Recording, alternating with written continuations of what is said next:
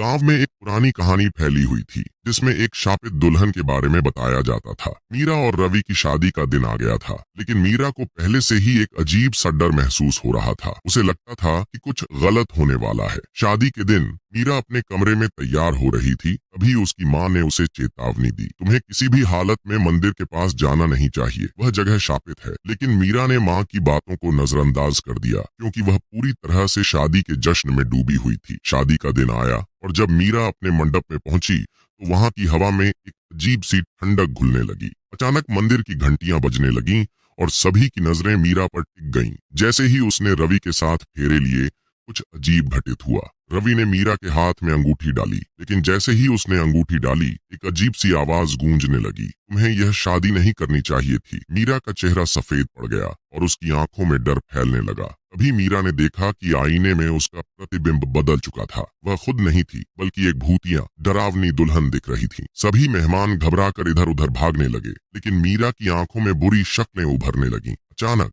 मंडप में अंधेरा छा गया और एक कटा हुआ स्वर गूंजने लगा, तुमने मेरी जगह ले ली है, अब तुम्हारी बारी है। मीरा चिल्लाई, नहीं, मुझे बचाओ, लेकिन किसी ने नहीं सुनी। रवि भी डर के मारे खड़ा था, लेकिन कुछ नहीं कर सका। फिर मीरा की आंखों के सामने उसी मंदिर में मरी हुई असल दुल्हन का रूप दिखाई दिया। वह भूतनी मीरा के पास आई और उसे खींचते हुए अंधेरे में ले गई। रवि ने कई दिनों तक मीरा को खोजा, लेकिन वह कहीं नहीं मिली। कहा जाता है कि हर साल उसी दिन जब शादी का दिन आता है, मीरा की चीखें सुनाई देती हैं और वह भूतनी किसी नए जोड़े को अपना शिकार बनाती है।